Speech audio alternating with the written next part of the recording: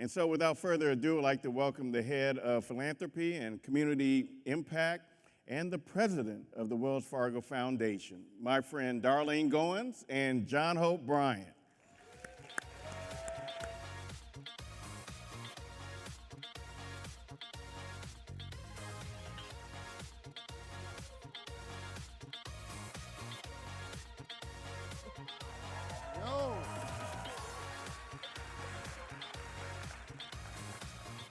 So I believe this is new news because I think it was just formally announced 2 days ago, even though I knew a week or two ago and I did not spill the beans, even though I got a big mouth. 2 days ago, one of the biggest banks in the world, whatever's in your program about who Darlene is wrong. 2 days ago, Wells Fargo announced the first ever black woman to be president of the Wells Fargo Foundation, Darlene Goins.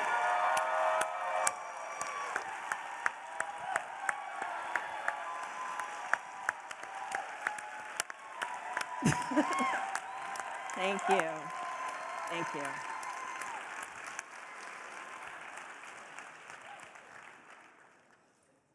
When I called Darlene, she wanted to hang the phone up on me the first time I talked to her. He's not lying. She didn't know me, I didn't know her. This was several years ago, and I was very frustrated with the bank. And with the foundation, sorry. And I didn't think they got me. I don't think we like ships passing in the night. They weren't listening very well. And I was in no mood for a PR conversation. And so she gets on the phone, and I'm sure she's used to people sort of, and she was giving out the money. She was at the foundation, she left, she went to go run the Banking Inclusion Initiative and some other fancy job before she got this one. But she was important. And you didn't want to upset her if you wanted a check. And I upset her. I told her exactly what was on my mind. I'd written it off before I got on the phone. But I think for her, she loves the data. And she loves facts. And she knew that I was not selling wolf tickets. And, well, I'm being presumptuous now because we actually never had this part of the conversation. Why didn't you just hang the phone up on me? Well, you are John Hope Bryant. I wasn't going to hang the phone up on you. But I did ask you some very difficult questions because I wanted to see the proof. I wanted to see the outcomes. I wanted to see the impact. Yeah. Data is very important to me, and so I wanted to see the numbers. And when I showed you the numbers, that satisfied you that this was real? Well, I said, okay, I'll test you out. Right, yes, yes. So this then, Melody Hobson has a great quote. I love math because it doesn't have an opinion. Right. And what I knew, and again, by the way, in this conversation, I wasn't rude, I wasn't obnoxious, I didn't raise my voice. It was not a continuous conversation. I wasn't trying to get her to like me. You had had enough. I'd had enough. You had had enough. And by the way, this was a long time ago before before COVID. Before COVID, yeah. I just felt like we got pushed around, and so I was just like, okay, if you're over me, I'm over you. And you hadn't even met me. And I hadn't met you, no. And I didn't know you were a sister. I didn't know anything. So Mary Airsom, who's here, got me on the phone with you, and we had this conversation. And to your credit, you listened, and you took it all in, and you asked hard questions, and I answered them, and you treated me with respect and the organization with the dignity it deserved. And by the end of that conversation, we had a friendship. Mm-hmm. And it was based on something real. Yes. And then there was a follow-up conversation. Then you asked for more data.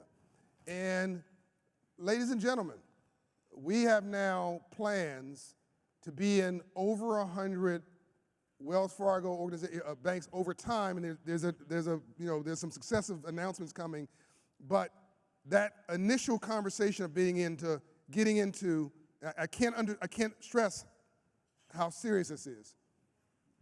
Money center banks are different from regional banks, super regionals, from community banks. These are all different categories of asset size and importance.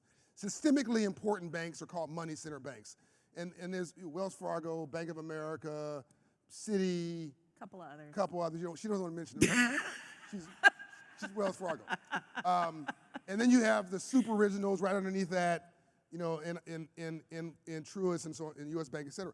And we had made it up the ladder from community banks to regional banks to First Horizon, all these other banks, and the super regionals. But we had not made it to money center banks. We're the only nonprofit ever allowed to operate inside of a bank branch in U.S. history.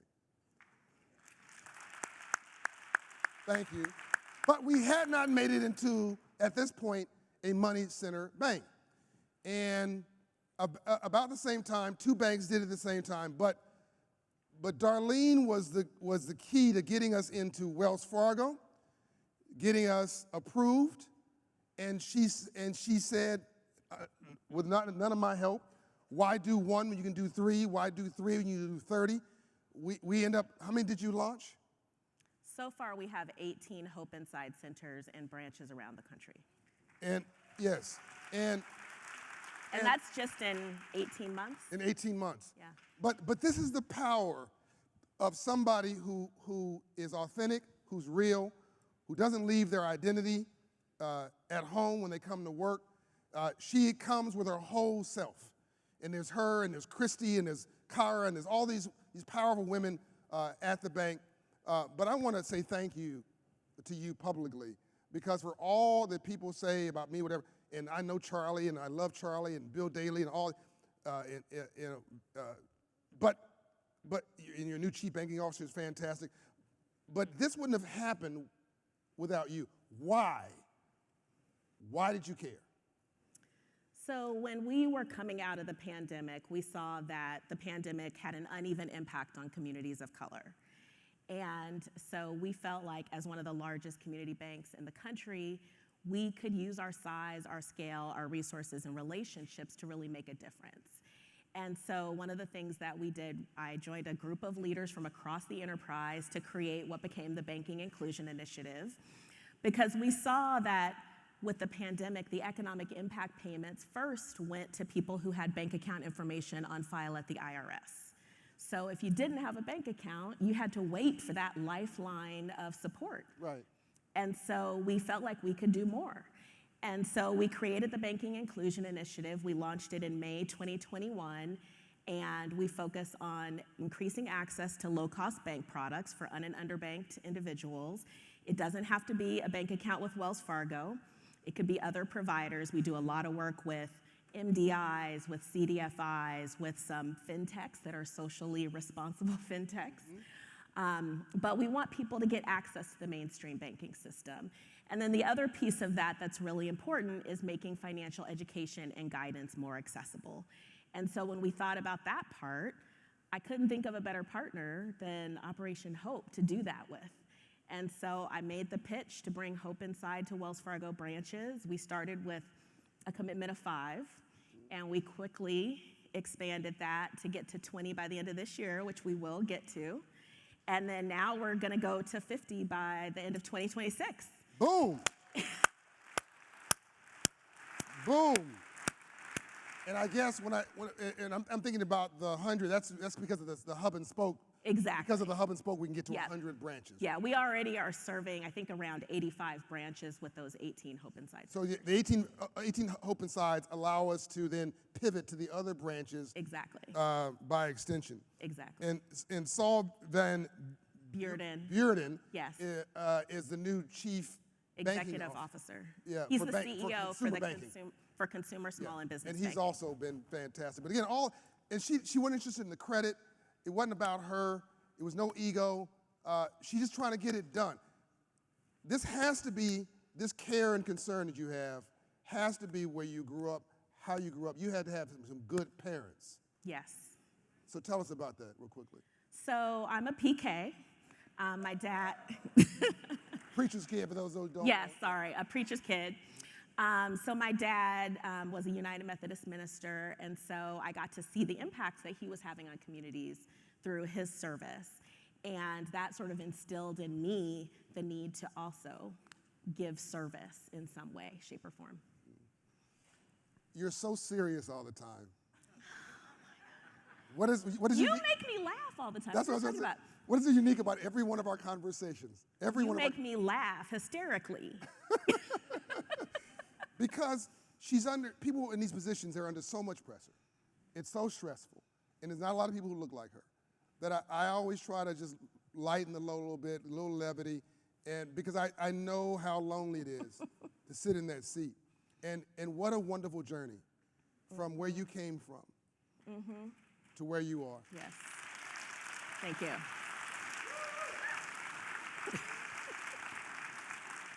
So Charlie's a good guy. He is. Charlie Scharf, the CEO. I think he's a good guy, and I think you guys are turning the corner, and I see sunlight on the other side. And there's a lot of people of color now at the bank. Christy Furshow, who is now part of the C-suite. Yeah. There are other people, including yourself now, that have been elevated into so that you're visible. What makes you hopeful? First of all, I've said that this is a moment. It's a historic moment, but history doesn't feel historic when you're sitting in it. I call it the third Reconstruction, from civil rights to civil rights in the suites. Do you agree that it's a historical moment? Or if not, why? If so, why? And what do you want to do? What do you intend to do with this moment? So I agree, it is. And I love the theme of this event, the case for optimism. I am super optimistic about where Wells Fargo is going under Charlie's leadership. He's a good guy. He's committed to diversity, equity, and inclusion. He and I have had tough conversations, and he's been very good about it. He created Christy Furco's position. She's the head of diverse segments representation and inclusion for the entire bank. She reports to him.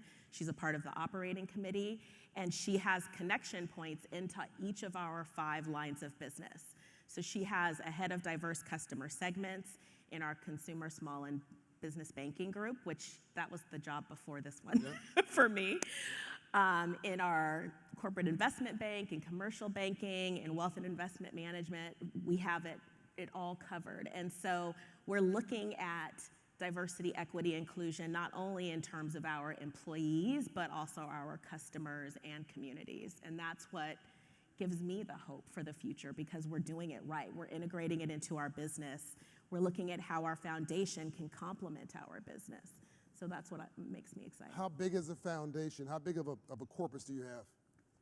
So we're one of the largest corporate foundations in the country. We donate about $300 million in philanthropy a year. Yes.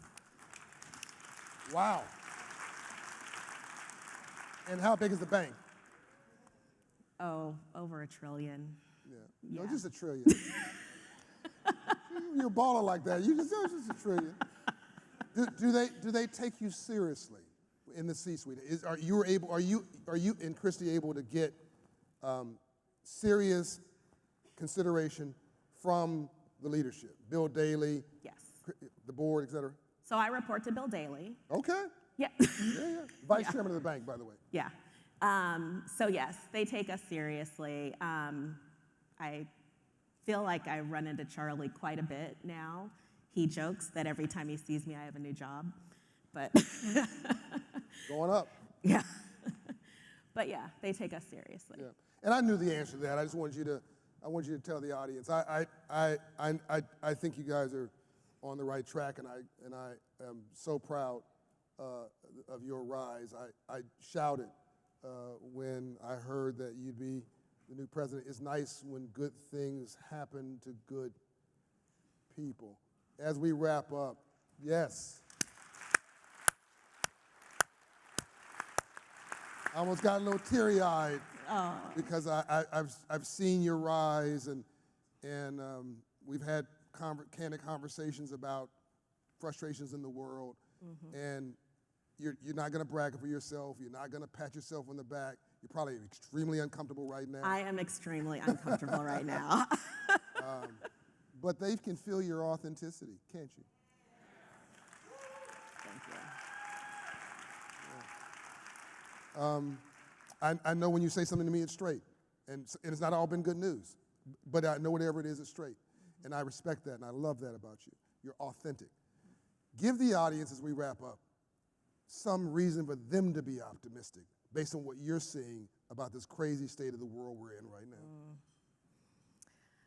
I think the fact that we're all together here and we recognize that it's going to take the collective power of all of us, of all of these organizations that are here today to make a difference is enough to have hope. And the fact that you're showing up on a Sunday, staying flying here. on a Saturday. Yeah, yeah. Oh, yeah. Got it Friday and Saturday? Yeah. Are you staying over tomorrow? I'm staying over. Yeah, So I'll be when here the whole time. They can run into you in the hallway. They might run into me in the hallway, yes. It's important for me to be here. Yeah. You want to get her business card number, her social security number, her home address, be all over her like a cheap suit. Ladies and gentlemen, my friend, give her some love, Darlene Goins. Thank you.